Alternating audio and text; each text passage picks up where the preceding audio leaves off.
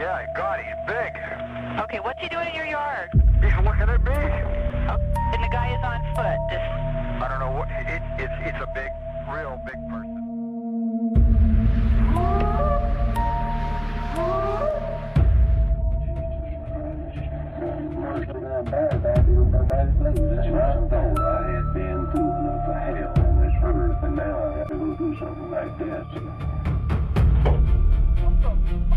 What was that, sir?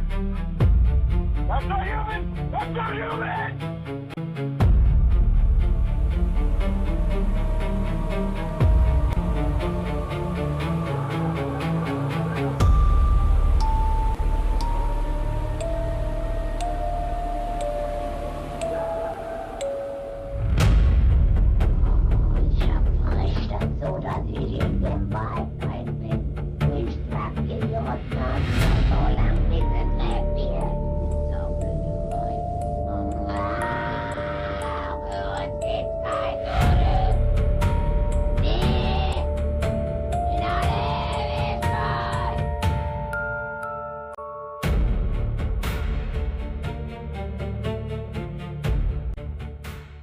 Hello, everyone. Welcome to the Phantom Frequency podcast. I'm your host, Steve. And I'm your co-host, Day. And thank you for tuning in. Before we begin, if you have a personal encounter, experience, or story you'd like to share, you can contact us by email at thephantomfrequencypodcast@gmail.com. You can also get in touch with us on Instagram at The Phantom Frequency Podcast and Facebook at The Phantom Frequency.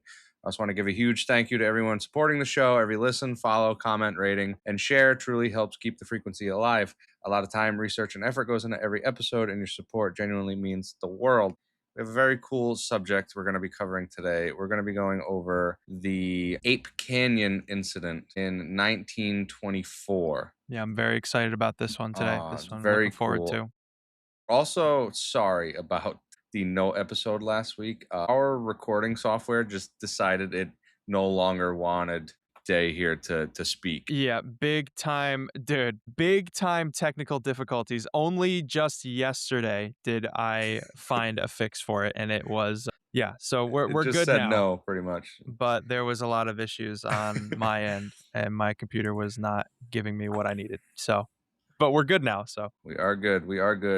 So we're covering the Ape Canyon incident, which is by far the oldest story we're going to be covering to date. It's over 100 years ago. So as you can imagine, it was pretty difficult to compile real evidence and separate the truth from century-long game of telephone that this story kind of played out around the world. But to give an overview about it, it happened in the summer of 1924, high on the rugged slopes of Mount St. Helens. 5 prospectors were chasing gold deep inside a remote canyon, miles from the nearest towns. Much time passed with nothing but the sounds of rushing water and towering pines until they realized something else was watching them. It began with strange footprints, then came glimpses of towering ape-like figures moving through the trees. The miners even claimed to have fired upon these creatures several times, believing they had driven it away.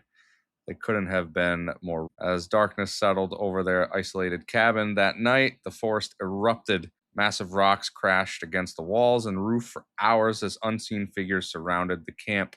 Trapped inside with little more than rifles and lantern light, the men believed they were fighting for their lives until dawn finally broke. Now, over a century later, the story of Ape Canyon remains as one of the most famous and hotly debated Bigfoot encounters ever reported. And today, we're heading back to that lonely canyon to separate history from legend and ask the important question, what really happened on the mountain in the summer of 1924. Now, like I said, this happened at Mount St. Helens in Washington State. And Day is going to give, as always, a little geography lesson. Yep, give you a quick little overview on Washington State, some fun stuff I found out. So if you're wondering, Washington State is actually the 42nd state, so that's a little fun. Obviously, this takes place pretty close to Mount St. Helens. I looked it up. It's about 2 hours and 50 minutes drive from Mount St. Helens, so it's not really that far. Mount St. Helens, the history behind it is of some of the worst volcanic eruption in U.S. history, which happened in 1980. 57 people were killed 200 homes, 47 bridges, 15 miles of railway, and 185 miles of highway were destroyed from this eruption in 1980, making it literally the worst eruption in U.S. history, which is wild. That's insane. So this I place didn't know has a it was lot that of bad. history. Yeah, I mean, like, we learned about this in school, right? Like, a few times, like, briefly, but I didn't know it was that bad. I don't think I ever did. I mean, I knew Mount St. Helens, but I don't think any teacher ever told me that it pretty much wiped like a whole town off the Yeah. face of the earth. It literally blew, like, the shape of Mount St. Helens, that little horseshoe kind of hole in it, if you will, is what that shape was caused by this event, and it was a Really? 5.1 magnitude earthquake. Yeah, so it created that horseshoe-like shape in it. Yeah, so it's a powerful volcano. Thankfully, nothing so far, but it's one of those kind of volcanoes that is highly explosive due to its like very viscous magma, which traps a bunch of gas and silica and causes huge eruptions, like the one in 1980. So yeah, it's pretty young. It was formed about 40,000 years ago, which I guess is young compared to other major Cascade volcanoes, which is pretty interesting. The event, the eruption, also created a glacier, or I guess the perfect environment for a glacier to form, which they didn't know about until 20 years later. So yeah, it's a crater glacier. It's a young one that was formed right after the eruption and was unknown to the public for about 20 years. Yeah, so the eruption created the perfect climate and environment for a glacier to form. They didn't know it was there. That's wild. Yeah, it's really is really interesting. Also, it's part of an arc of volcanoes over 700 miles called the Cascade Volcanic Arc, which is part of something called the Pacific Ring of Fire. That Again, sounds terrifying. yeah, it's kind of cool. It sounds really badass, which is a tectonic belt of earthquakes and volcanoes. Maybe a few other small things I could mention here. The first ascent of Mount St. Helens was in 1853 by Thomas J. Dreyer. Now, I'm sure before this time, like this is modern history. I'm assuming at some point, some, person 400, 500 years ago Or wanted to, Bigfoot. yeah. Oh, yeah, that too, Or right? or, They or probably Bigfoot. go up and down that easy peasy all day, right? But yeah, so it is also, like I said, it's about 2 hours and 50 minutes away from Ape Canyon, which interestingly has not always been called Ape Canyon. It used to be called Goat Gorge, but it was renamed Ape Canyon due to this incident and all the publicity. So I thought that was pretty cool. And a gorge is basically I didn't really know this either. A gorge is a deep river valley with like tall vertical rock walls. And Ape Canyon specifically gets very narrow at about 8 feet apart at one point. So I thought that was a really interesting thing too. So yeah, if you can picture these tall vertical rock walls, and then at the bottom there is a river, a deep river valley. And Ape Canyon gets really tight to about 8 feet. Yeah, Yeah. Ape Canyon itself is a very dangerous, rugged, and remote section of the Mount St. Helens area. Oh yeah. Yeah. And actually, the story on how they came to choose that area is very, very strange. We'll get into it later, but most people would agree that they picked probably the worst place on the mountain to mine. Oh god. Yeah.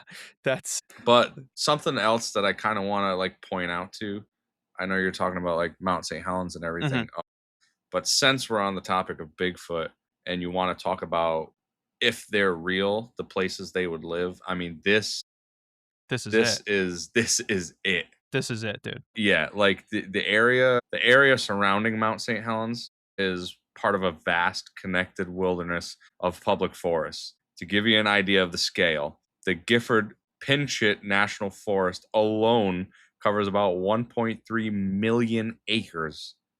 That's roughly Fuck. 2,000 square miles. It stretches for nearly 75 miles north to south and about 30 miles east to west. The forest contains hundreds of miles of hiking trails, deep river valleys, like you mentioned, old growth forests, lava fields, waterfalls, and steep volcanic terrain. And around Mount St. Helens itself, there are tens of thousands of acres of dense forest surrounding the volcanic monument. To put that in perspective, it's larger than the entire little state of Rhode Island. Yeah, that's So Rhode Island is insane. about 1,200 square miles. That's Rhode Island. So this forest, this mountain is bigger than the entire state of Rhode Island. Yeah, that is I can't even it's so much like I mean obviously the territory has been explored, right? But some of it has got to be like uncharted or obviously less explored. Like most Yeah. of it is just remote at all times. Like it's just wildlife that lives there. There's no like people living like deep in these mountains consistently. There are like trails, I'd imagine, but Yeah. But as far as America goes, it's one of the most isolated, uncharted, and undiscovered areas of the country. You're talking mountains and forests that people have never even stepped foot in, or at least not often. yeah. So is it too much to believe that an undiscovered species could be in there? No, I'd wager there's a lot more species undiscovered in there than just Bigfoot. Yeah, I agree. Especially in such a large area. You know what I Yeah. mean? Like in such a big place. I mean, I don't think that's very far fetched to assume that. But yeah, so that's pretty much it about Mount St. Helens. I mean, they mentioned the climate, which is an alpine tundra climate. So pretty much just cold year round, Awesome. which is cool. Yeah, and the nearest the closest town is Kelso Town, the closest major base town, and that would be Kelso Town. And that's where our miners in the story are from. Yep. And this was 1924, right? So, Yes. also one other thing I almost forgot. The U.S. Census 1920 There it is. for 1920 said the population was about 2,228 residents with effectively zero Asian population Oh in the my town of God. Kelso. Yeah, it was just all white. No No Asians. Asian representation here. So nothing. it's So less than I mean, it's Falkville. 1920. Yeah. Oh my God. Yeah. Falkville had one, right? Yeah, I think A, so. si- I a think single Asian I person. think Falkville had one guy. Yeah. we I thought- now crown the new winner as Kelso Yeah. for zero Asian people in Yep. the 1920s. For zero Asian population. So we finally Oh. found a place that had zero Asian people living in it. So I mean, it was 1920 to be fair, but True. it's just still True. very, very funny. And yeah, and again, the population was very small. I mean, about 2,000 people in a town. That's not really much. Again, I True. think everybody's going to be like familiar with each other, knowing each other. So, but yeah.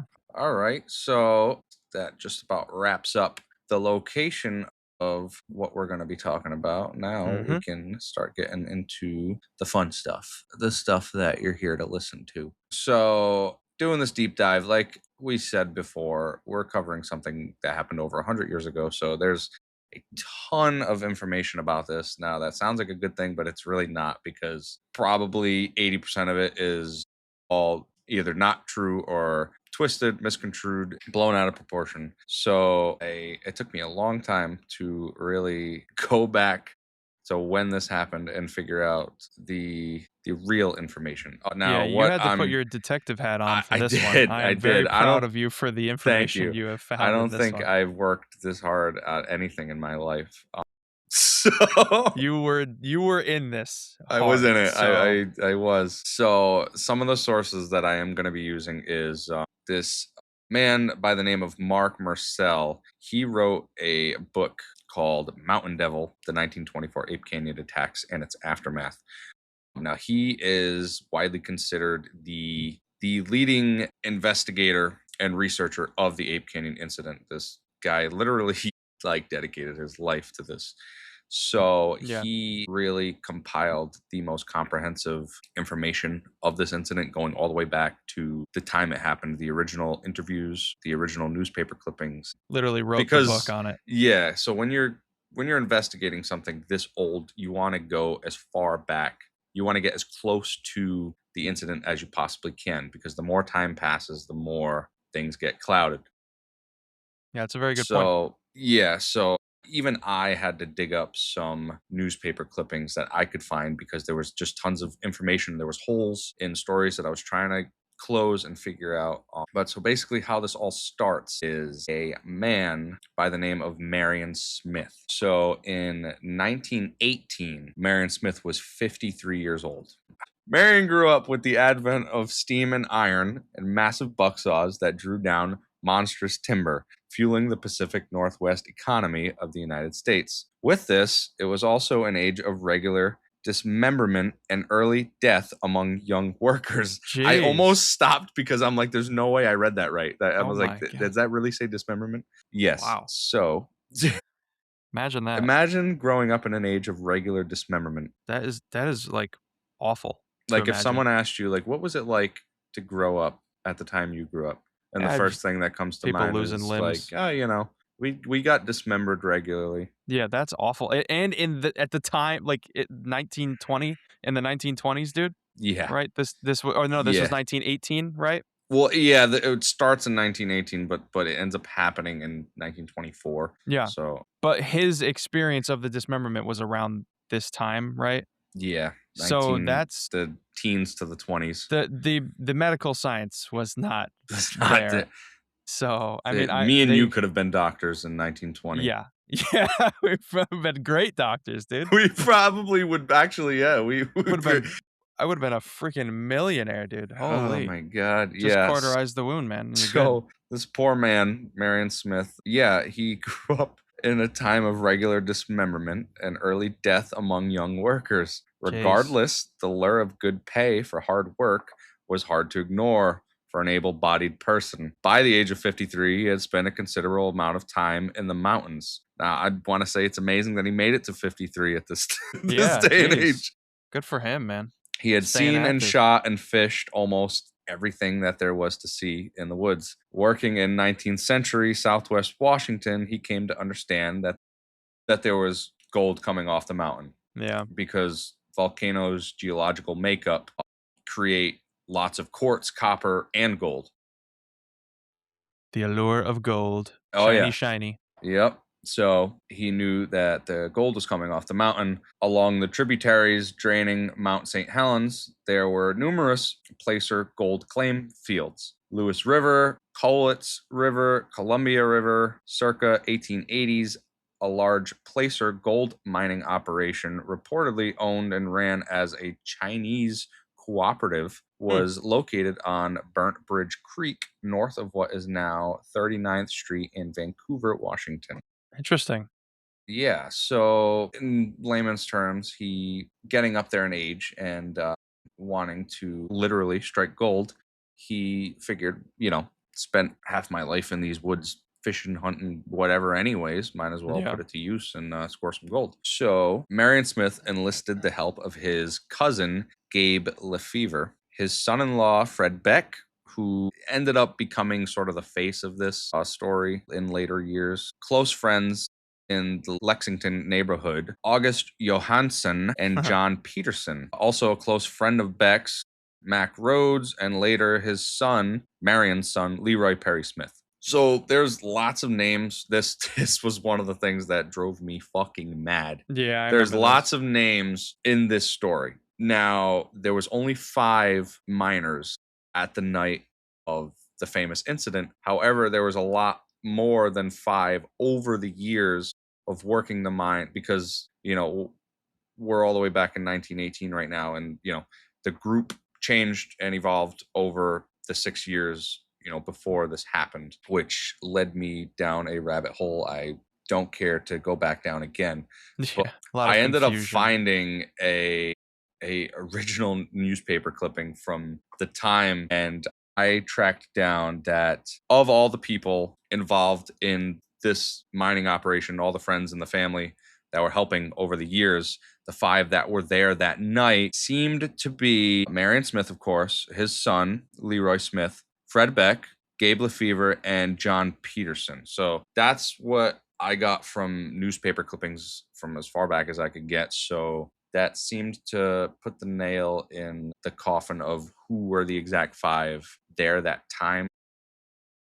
During this specific event. Yeah, during the event, but we're not at the event yet. So yeah, they leave Smith's home in the Lexington neighborhood of Kelso and headed south and east to begin prospecting placer locations in the dark, silty soils of the Lewis River east of Woodland, Washington, for the next 4 years looking for gold. So the party of men traveled east from Woodland along the north side of the Lewis River. Lewis River Road was realigned in the 1950s, where it is located today. At the time of the Smiths' work, the road was in many places still the dangerous stagecoach road from 1888.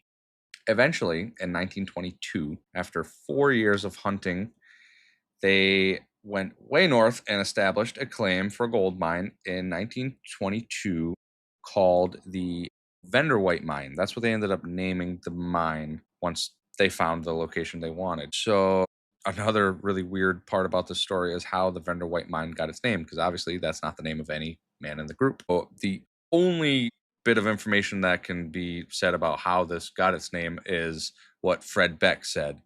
And this is a quote from him. He said, "And it was in the afternoon, and I was feeling a little lonely as I came around a curve in the trail. I met a very pleasant, beautiful young lady. A light colored blanket was spread out, and she was sitting on it. It was a warm summer evening, and we held a pleasant conversation. I remember, her telling me that she liked the fresh air of the mountain and how she loved nature. And she would be talking on the subject, and then she would pause and say, 'Isn't that right, Dad?' And Huh? What? and she said she said that several times. I did not see her father and never did see him.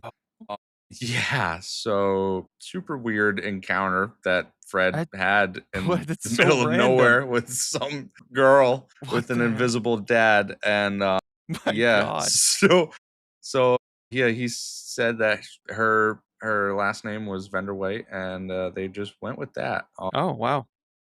Now, Mark Marcel, the lead investigator on the subject, what's interesting about this is that he checked the deed record and he checked the Polk City directory all around every local county in the area, and he never found the name Vanderwhite in the deed record or That's any of the really city strange. directories. Yeah, so What? yeah, the Vanderwhite family name just didn't seem to exist. The only thing that he can come up with is that if these people were real, that he encountered out there on the mountain, perhaps they were traveling from Seattle or someplace where he didn't check the name Vanderwhite. But Yeah. anyways, yeah, that's how that Wow, got its that is name. very strange. Yeah, super weird. So, like I said, Fred Beck ended up becoming kind of the face of this encounter because he was the one most forward with interviews and press. And in 1967, he actually wrote his own book about the encounter. I say book with quotes because it's like 30 pages. He wrote the book called "I Fought the Ape Men of Mount St. Helens." Oh, wow. Yeah, it's a very original name. Yeah, I fought the ape men of Mount St. Helens. That's awesome. So, kind of about what I was just talking about, Fred Beck details the means of arriving at the location where the mining operations were made. The nature of the decision is undoubtedly paranormal, involving spirit guides, white arrows in the sky that lead them to the location, as well as possible encounters with ghosts, Wow. aka Vanderwhite. None of these points were brought to light in the extensive reporting in 1924 and only were revealed in Beck's book. By this point in 1967, Beck was 79 years old, and he Jeez. engaged a following as a faith healer and conducted seances at his home on Harris Street in Kelso. Ironically, the accusations of being spiritualists was strongly denied by Beck and Marion Smith in 1924. Perhaps Beck had time to think about it in the ensuing decades. Regardless, the origin of the name of Vanderwhite for the mine was, according to Beck in 1967, was from an unexplained encounter with a mysterious young woman. So originally, and this is something I kind of wanted to point to, I tried to get a lot of my information from his book. I read his book and I was like, okay, this is from a man who was there, who experienced every part of this. I'm like, this is where I'm going to get all my info. Like, this is it right here. This is all I need. But turns out it was actually a really bad form of information for this incident. And it turns out why I was getting so many wires crossed in my research and getting different answers was because a lot of the information in his book is just not true. Now, you might be asking, like, how the hell could it not be true if it's from the guy who was there?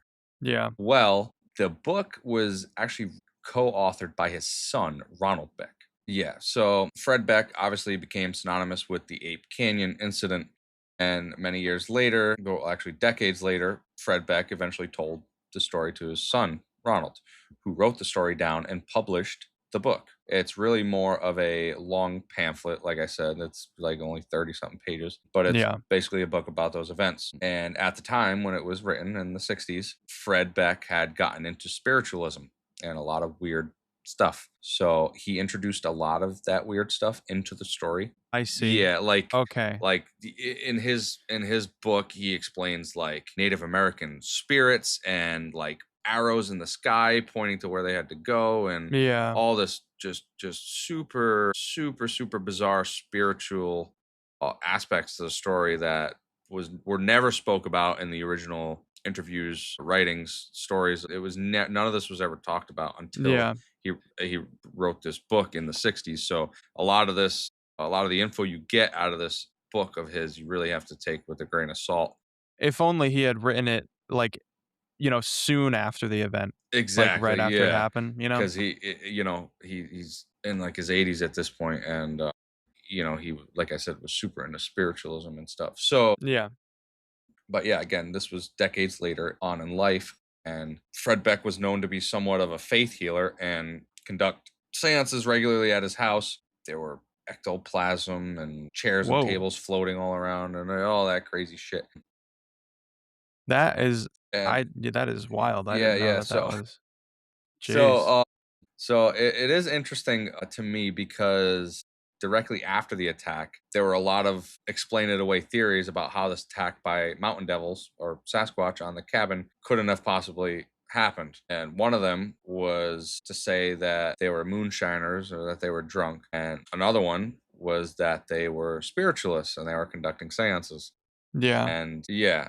But they And weren't yet, right? Like no, yeah, he and was the that's only one who became that later yeah, in and life. that's like the irony of it all is after this incident, it goes national and tons of people immediately start accusing this group of miners as being spiritualists, Yeah. part of occultic practices, seances, blah blah blah. And Well, yeah, it's all of them, 1924. yeah, and all of them, including Fred Beck, was like avidly like, no, like we have nothing to do with that. Like that is not us. That's not our cup of tea. So, but it's funny that later in his life, like that would he would He end kind up of did becoming he would end up take a becoming sip that. from that cup of tea. Yeah. So yeah, at the time, yeah, he would say no, we're not spiritualists or anything. But yeah, apparently 40 years later, Fred was conducting seances and stuff at his house. Yeah, that's Yeah. So another investigator by the name of John Pickering John would Pickering. go on to actually talk to Fred Beck's son, the one that co-authored the book, Ronald Beck. He would go on to talk to him, and he said that Ronald was a very interesting guy, and he really loved to talk about his father and the mine. And Ronald, like his father, was into the new wave religion type thing a little bit, and Yeah. really considered his dad as a clairvoyant. He claimed that his father was like Edward Casey. He kept comparing him to Edward Casey, and he had visions and sights of things and was able to foresee the future and Wow. all So he this was really in it. kind of crazy shit. Yeah. Yeah. The book was really written by Ronald as an interpretation of Fred's story, and he did end up admitting that. He Okay. admitted that he had enhanced some things to make it more Yeah. interesting, and that he made up even large parts of the book, especially all the stuff going into the spiritual realm. So Yeah, that's very important to know here for this. yeah, For this. yeah. So after being questioned and kind of pitting Ronald down and asking the question, was this your dad saying it or were you interpreting what he said? And he did admit most of it was his interpretation, and his Of what dad his father had said. and his dad wasn't really saying some of the things that he had written down.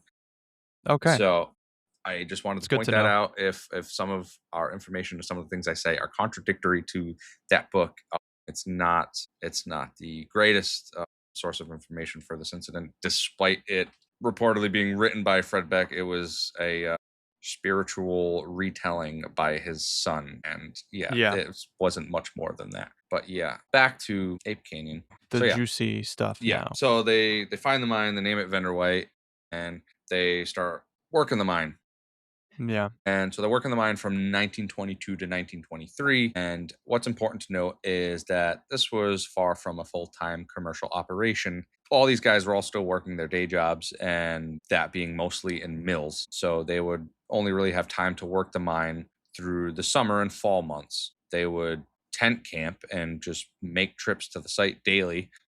They It actually sounds like a built lot of fun. it does, honestly. but it sounds like a lot of work. Yeah, it does. But I imagine the nature and the allure of Yeah. gold makes up for it a little I bit. wish I could just live like in that time, like even for a I know week, that you would be know? really interesting, man. To see that kind of life that they had for a little bit, just Right. being a miner and just literally just mining for gold and like camping out in like the most beautiful like nature you've ever seen. Yeah, I don't know. especially at It's that time before like all the deforestation and yeah, you know yeah, all that. I agree.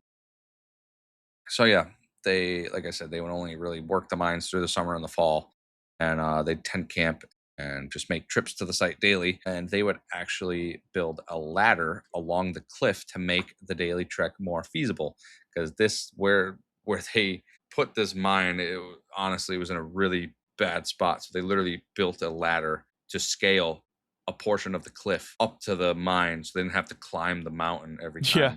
They could just climb the ladder. I wonder how many times it took them to be like, yeah, you know what? Let's get a ladder. Yeah. Probably once, actually. Probably just one time. They're like, okay, we're not doing this again. In 1922, the miners, it was a different time. Everybody, they had ready access to dynamite, so Yeah. that's what they used to start the mine. So they literally blasted a shelf right out of the side of the canyon, and this was like about 300 feet from the bottom, and they started tunneling into the mountain. When all said and done, by the end of it, they had actually gotten about 75 feet into the cliff, which is Oh, wow. actually they put in some work. Jeez.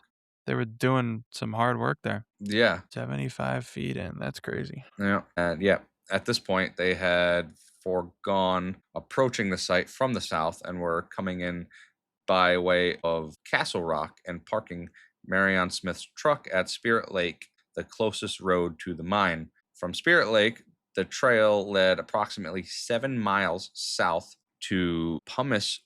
That's such a weird, I don't know. Yeah.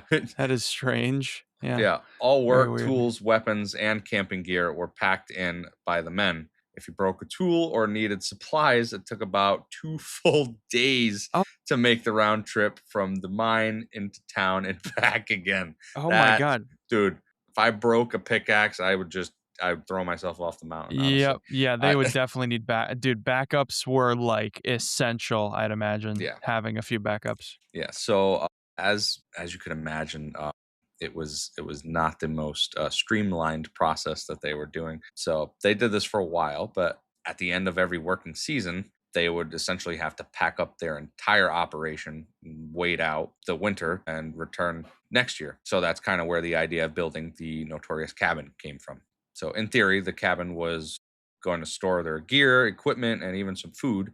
So at the beginning of each season, they could hit the ground running with a nice head start to each operation. So yeah, rather than packing Make up things- all their gear, tools, where they were sleeping, they, instead of having to break it all down and then lug it all back up every season, they wanted to just build that cabin, keep all their stuff in it. So when the weather came around, they could just show up, all their stuff was already there, and they could just go right to work. Yeah, it's a great idea. It made things a lot smoother and gave them a nice, like, safe place to hang out if they needed to as well. Yeah, exactly. But during the construction of the cabin is when things would start to get weird. The miners would have some strange encounters and experiences with what they would describe as ape-like beings.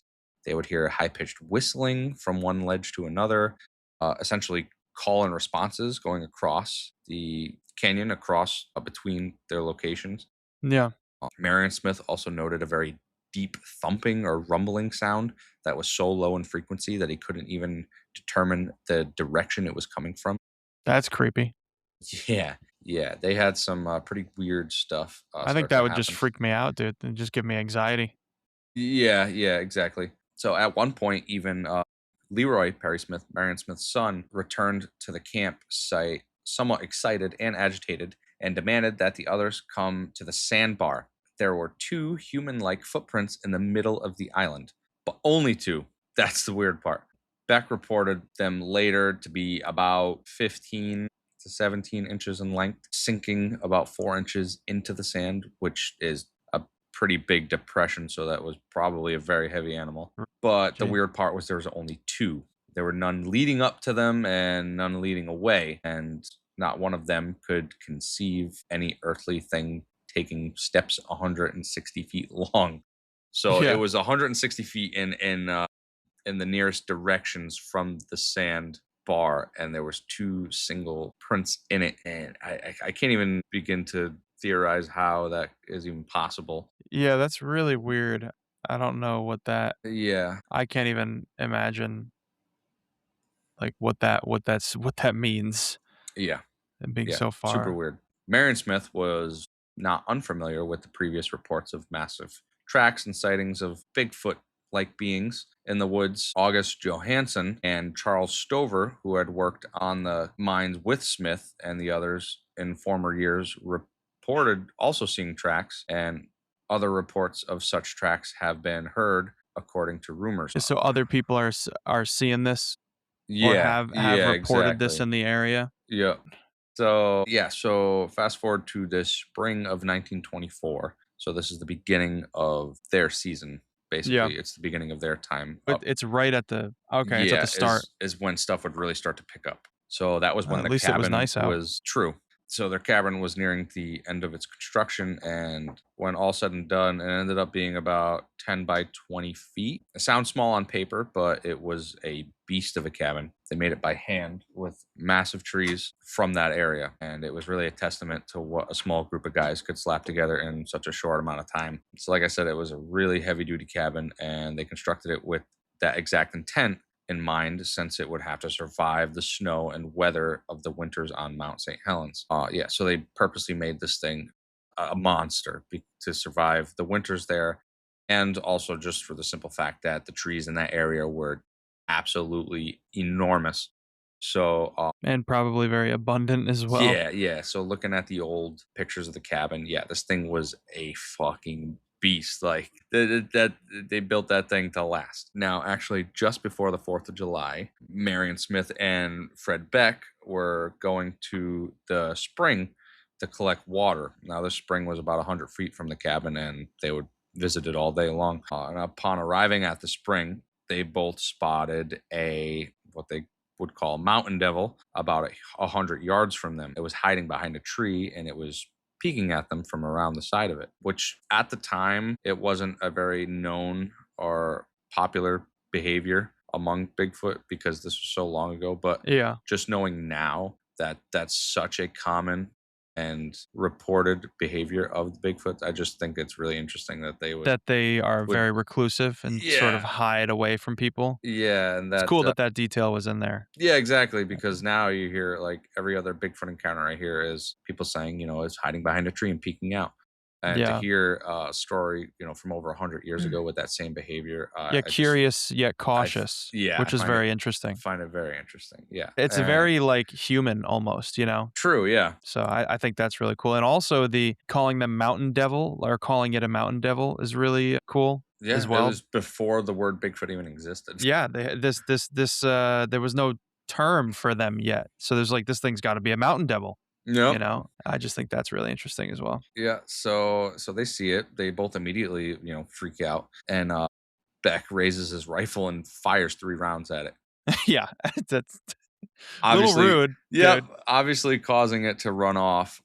He wasn't positive if he hit it, but he was pretty sure he did. And they actually seen at least one of the bullets hit the tree right where its head was peeking out. Oh wow. Actually seeing like the splintered wood, fly everywhere. Jeez, a crack shot, I guess. Yeah, yeah, yeah. They were all very good shots, Yeah. especially living in that time and doing what they did. Yeah, I imagine they know their way around like a gun or a rifle or anything.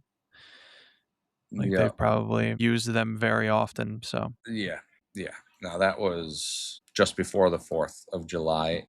And the party returned around the 6th of July and continued their mining work. Oh, okay. So this happened around the 4th, and then they came back a few days later after this had happened? Yeah.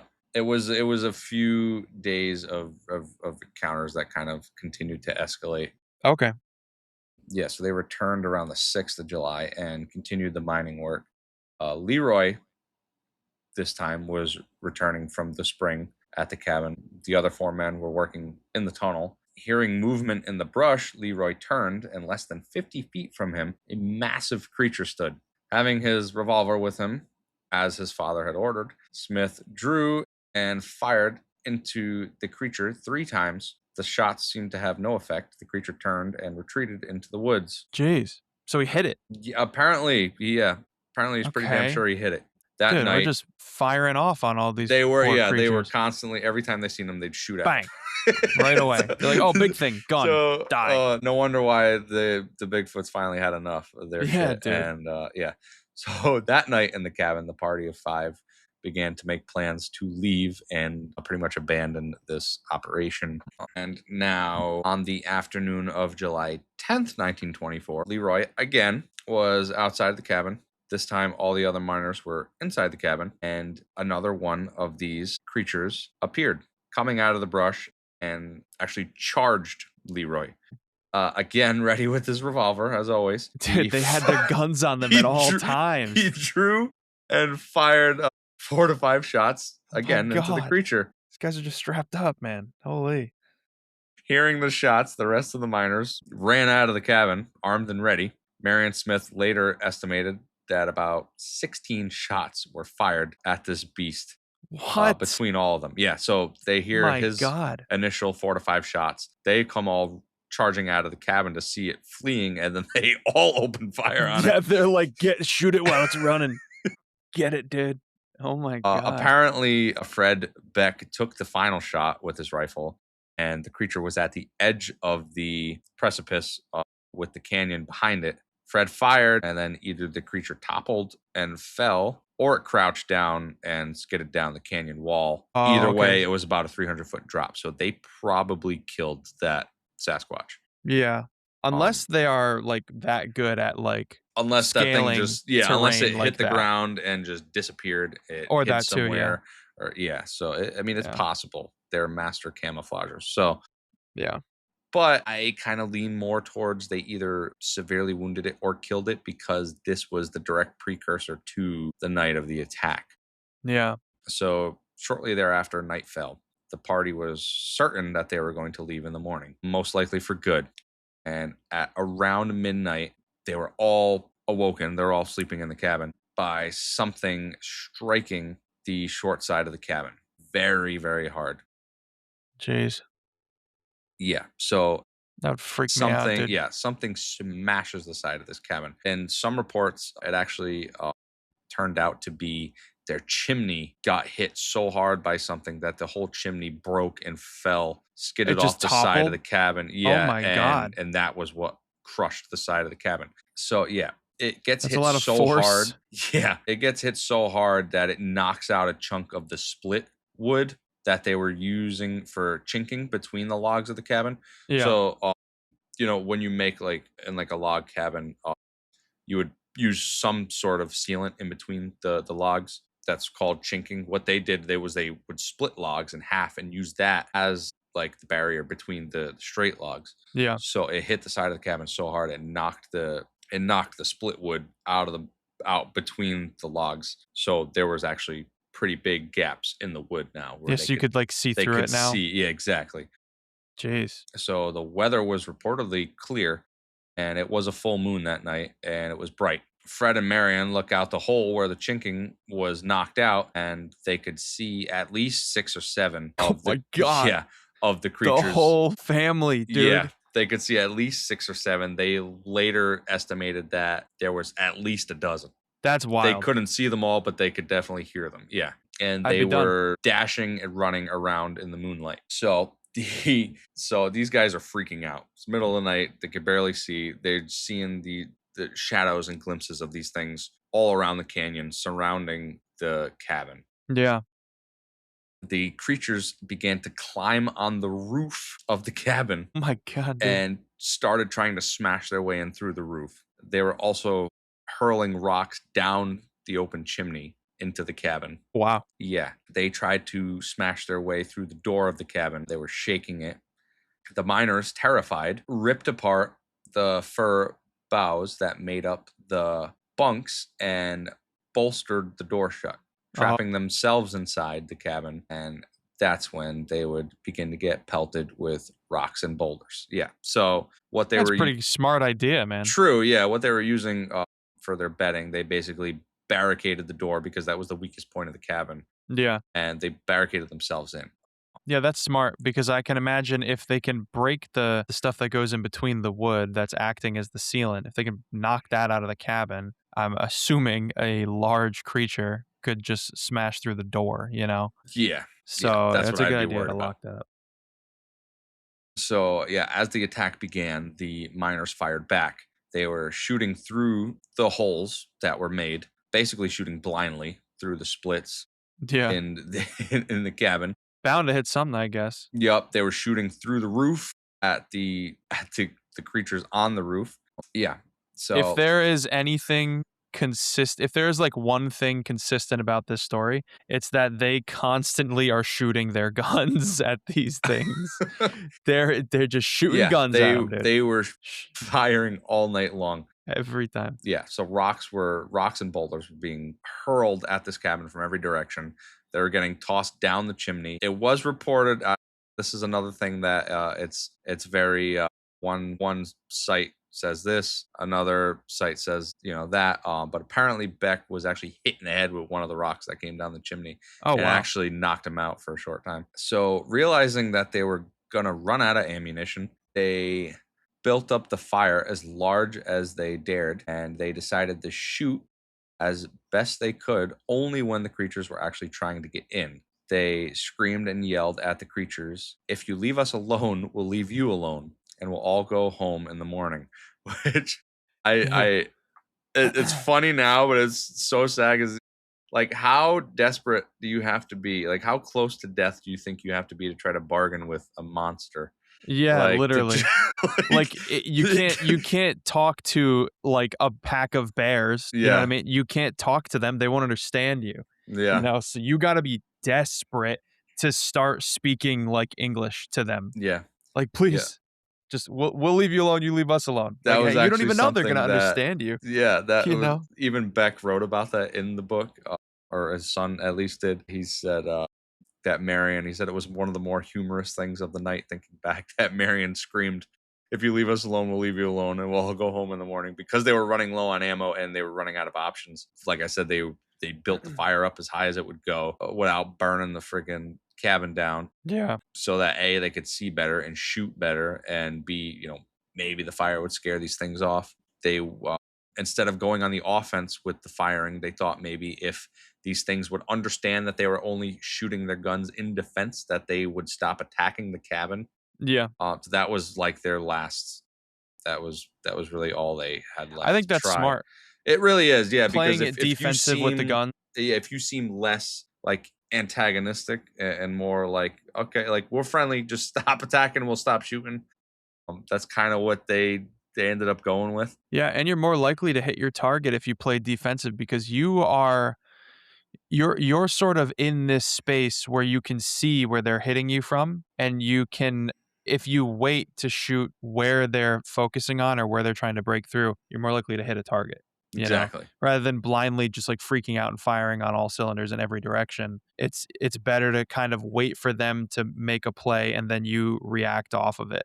Exactly. And that leads me to kind of the climax of the story, or in my opinion, the scariest part of the story. So these attacks continue all night long, and it sort of comes to a head when one of these creatures gets up beside the cabin and blows its arm through the chinking of the cabin where the gap was. It gets its whole arm in the cabin and starts blindly just flailing, reaching for whatever it can grab, and it ends up grabbing a hold of a double-headed axe that was leaned up against the wall. Fantastic. Yeah, so now the Sasquatch is armed, And Bigfoot with an axe, great, and it doesn't know where it's swinging.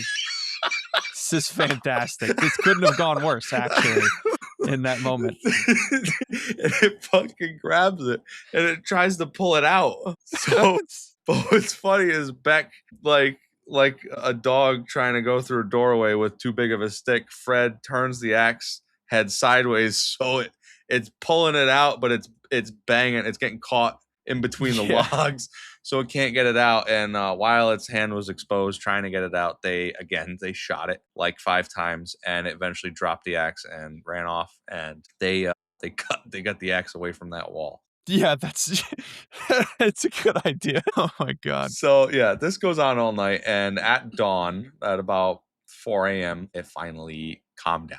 Everything went quiet, and the 5 men mustered up the courage and opened the door. The creatures were all gone. Massive human-like tracks and boulders littered the scene outside. Yeah. This is about 4 hours of this, right? Yeah, a lot. Yeah. Jeez. If you do the math, yeah, it was around 11 to 12 a.m. it started, and finally died down around 4. Yeah. That's crazy. A spare pile of roofing shakes were scattered around the building. On one side of the cabin, they found that during the night, one or more of the creatures had been digging at the base of the cabin, trying to get underneath, which is fucking terrifying. Oh my god. Not only were they climbing on the roof, trying to break in through the roof, they were trying to dig underneath the cabin, dude. That is so scary.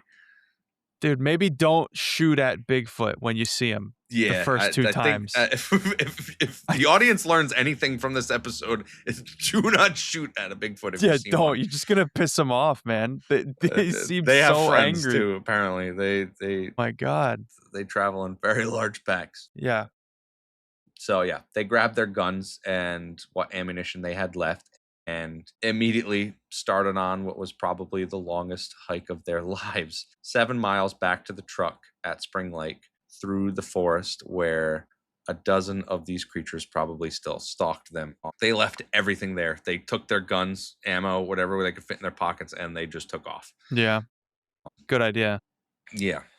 So that Friday morning, it's July 11th now, 1924. They take a long walk back to the truck. The miners vowed among each other not to say a word to anybody about what happened that night. We expected to be laughed at, said Marion Smith to reporters later when it did end up getting out. Understandably so. Yeah. So the first people that they would actually come in contact with post-incident was actually Wilma Welch, the wife of the Spirit Lake Ranger, Bill Welch. Yeah, for the Columbia National Forest. And after a brief discussion, Marion found Bill as the rest of the party scurried into the truck. And after speaking with Marion, Bill Welch followed him as he got into the vehicle. And he went on record to say that he had never seen a group of grown men more frightened in his life, clutching their guns. So that's so crazy. Yeah, they were really on edge from this. This forest ranger and his wife see this group of guys come running out of the woods like they had just seen a ghost. Like they're clutching their guns, they're freaking out, they're jumping in that truck, and they can't get out of there quick enough. Yeah, that's really wild. Yeah, I mean that points more towards the validity of the story, you know, where they come out of this incredibly exhausted, terrified, heightened, anxious, clutching their guns. You know, that's a hard thing to fake, that kind of emotion. Yeah, and for it to come from a park ranger and his wife, which you would think is to be truthful and a reliable source of information. Yeah, it kind of lends to the fact that these guys had some sort of encounter that night. And so they head back into Kelso, and that night they go to the Blue Ox Tavern. That's a cool name for a tavern. I like that. It is. And so they go into the tavern, and again, they vowed not to say anything, but after what they just experienced and a few drinks down them, their mouths open and they start talking. And before you know it, the story slips out, and pretty quickly questions were starting to get asked, and it kind of exploded from there. Yeah. And then the newspaper people get involved. They catch wind of it, and then they go crazy. Pretty much went national like overnight. Immediately by the following day, it was already in the papers, and the story blows up so much, not even just in the area, across the country. But the reports stated that the following week, half of any town's male population and half of the town's armory were drained as hordes of hunters flocked the area in what was to become known as the Great Ape Hunt of 1924. That's So crazy. they So the drained people of half of Kelso yes, they drained drained all. half of the town's armory, That's and every crazy. man in town was in that woods hunting apes. That's insane. Yeah. Yeah, it just blew up. It was like the 1920s version of going viral. It just Yeah. exploded, and Everyone just immediately went looking for them right away, which is yep, I think that's pretty cool that they got right to work, you know? They're like, "Oh, these guys heard something. We believe them. Let's just go hunting." yep, literally. And so in the aftermath, only 2 of the miners were ever convinced to return to the site, and this was the following week. Fred Beck and Leroy Smith, Marion Smith's son. They were accompanied by a reporter from the Portland News, and they were also accompanied by 2 Portland police detectives, William Denon and Herbert Van Velkenberg. Oh, what a name. I like That's that. my kind of name. That's beautiful. Apparently, during the tour with the miners, the wind was heavy and brush nearly rattled. Despite their police training, the detectives were quite keyed up, as the first thing they did was draw their revolvers at the shaking bushes Oh my god, they were and immediately send a large amount of rounds into the vegetation. These cops started drew and fired at shooting the right wind. away. Oh my god, they were just shooting at the wind right Oh away. my Yeah, god. so this must have really shaken up like the Yeah, general population in these the people area. were fucking scared. Yeah. This story must not have made this like better for people. Like it must have put everybody on edge. Yeah. So the police actions and combined with the amount of ape hunters on the mountain, the forest rangers were forced to demand that all arms had to be checked in at the nearest ranger stations before going onto the mountains, because the mountain was basically turning into a war zone of everyone firing at every little thing because they were all Yeah. terrified and armed. Jeez. Yeah, it was Nothing more just dangerous than a large group of people with guns who are scared. literally, yeah. Surprised nothing bad happened accidentally. Yeah, so Yeah. in closing, the Ape Canyon incident of 1924, like most media sensations, faded quickly from the public memory. The Great Ape Hunt following the attack never did bag their quarry, and the mountain could relax again as the hordes of hunters left, except for the brief trip the following week that Beck and Leroy Smith led. The miners never returned to the cabin. The mine claim was never proofed, and all mineral interests reverted to the public. An item of note, however, lies in a single document in the Skamania County Auditor's Office. Required of all mining claim holders, Beck filed a proof of labor in August 1924, almost 2 years to the day when location notice for the Vendor White mine was first filed. The affidavit stated that all work was completed on July 10th, 1924. Beck and Marion Smith both stated that the gold were good on the mine. The party had worked the mine for 2 years. They had taken the trouble to build a formidable log cabin 6 weeks prior. They still had about 3 months of good weather left to work the mine. They gave it all up and never went back. Oh wow. Something must have scared them. Yeah, so That is they pretty never did go wild. back. None of them. They Yeah, I don't blame abandoned the 'em. mine. They abandoned all the hard work they did, their cabin, their tools, their equipment, any gold they had found. They abandoned it all. Which, if this is a hoax, it's why go through all that trouble? Yeah. Leave everything behind that they worked so hard on. Literally, yeah. Now, what's pretty amazing, I do want to mention also. What's pretty amazing was that this researcher, Mark Marcel, would take frequent visits to that area on Mount St. Helens. He would go to Ape Canyon because after this incident had happened, their mine, their cabin, it was all lost. No one knew where exactly it was, and it almost became like folklore. Like even Lost just to the years mountain. later, people were questioning if the mine even existed in the first place. Oh, yeah. Yeah, so it just became like this tale, and there was no proof of any of it. So what was amazing was, of all the years Mark Marcel spent researching and investigating in 2013 and in 2014, he actually found it. Oh, he found it that far ahead, that much Yes. later? Yeah. Jeez. That wasn't Yep. even like that was like 12 years ago. Yep. Yep. Jeez. So Almost 100 years later. Literally like 90 years later, he finds it. yeah, exactly. That is wild. Yeah. So I mean, it makes sense. The place is so big, like if you don't know the path there, the area is so large, it's easy to lose something like that, even a cabin. And then even after a certain amount of time, like 20, 30, 40 years, the pathway that they had maybe made or taken in that direction could have overgrown, and it just would have become so much harder to find the place. yeah. So he found It's a miracle that he found it. remnants. Yeah. So he studied the few existing pictures of the cabin, and he noticed that in the foreground of one of the pictures, you can see massive stumps of trees that they had cut down beside the cabin to build the cabin. Now he determined that to this day, that area of Mount St. Helens was never commercially logged, and that means that if he were to find stumps, it would be of the location of where they were.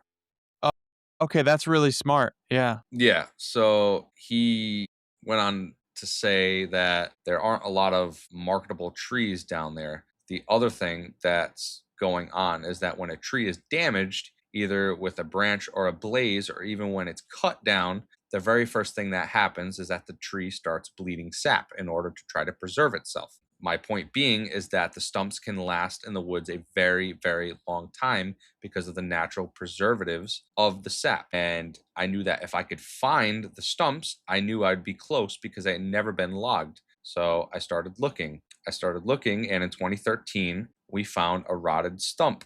We found another rotted stump, and then another one. We break out the metal detector, and we found the foundation. So the cabin's obviously gone Yeah. 100 years later, but they end up finding the stumps. They look at the stumps in relation to the pictures, and they find it's the same exact stumps. And sure enough, with their metal detector, they find the foundation of the cabin. And then on top of that, they also found artifacts like spoons, nails, and they even found the bale wire that the guys had used to hang their pot over the fire. Oh, that's cool. Yeah, and what's crazy is they found it in the exact bent shape that it is in the pictures. If you look up the pictures of Ape Canyon, one of the photographs in the foreground where the two guys are sitting, you can see the wire hung across with the pot hanging off of it. Oh, that's Now, really if you cool. look at the wire artifact that he found, it literally every bend and every curve matches it exactly. So it is the exact wire right out of the photograph of the cabin where the guys were. So he found it. Yeah, He so found it. this is the place Yeah. that they So were at. it at least with this story, at least the location was real. The location was in fact real. The people were in fact real. Yeah. So it's pretty amazing. And Yeah, that's crazy that he was able to find that. I know. So to wrap things up, I have a hard time believing that any part of this isn't true. Honestly, even being so long ago, Yeah, it just I agree. it It makes seems sense that so genuine. it makes sense that some of the details got jarbled up over time just because it's literally 100 years ago, 100 plus years ago that this happened. Yeah. It's bound to happen that the details are mixed up, but it really does feel very genuine. A lot of the early accounts and stuff, a lot of the early newspaper clippings and stuff that guy had found. So yeah. Yep. 100%. Yeah. So we're going to start doing a sliding scale from 0 to 10 on every deep dive we do on how believable and how authentic we think each subject is. Now, on 0 to 10, 0 being complete hoax, complete fabrication, and 10 being we are all but certain it is real, we will rank the Ape Canyon incident of 1924. I think I'm going to go with an 8. You're going for an 8? I think I'm going to go for an 8, yeah. Yeah. I'm probably going to put it, I'd say 7 for me. Okay. But yeah, I think mainly because. So we'll go 7.5. Yeah, We'll go 7.5. 7.5. Yeah. All right. Yeah, I think that's a good That's a good spot for that. I like it. I like it. Because again, some of the information was mixed up, which automatically makes an event or like an occurrence like this more questionable. Yeah, I feel like honestly, Fred Beck's book he wrote in the '60s did more harm for the incident than good. Yeah, that definitely didn't help. It definitely made it a lot more fucking difficult research. Oh my God, yeah. But yeah, regardless of Beck's crazy seances in his 80s, it's pretty hard to deny all of the stories and lore surrounding the area and how their story seems to stand the test of time, and it sort of lines up with everything that was initially said about it. So yeah, I guess we'll call it a 7.5 out of 10. Yeah, it sounds good to Which me. means it's pretty damn probable. And we'll let you guys come up with your own opinions. I'm going to throw a poll up when this episode gets posted. And I would love to know what you guys think, if you believe it, if you think Yes. you guys were full of it. Please give us your feedback on that. We would love to hear anything you have to say, any information that you have pertaining to it, or if we missed anything. It's just, it would be really interesting to hear what you guys think about it. And yeah, as always, we hope you guys enjoyed, and we will catch you all in the next episode.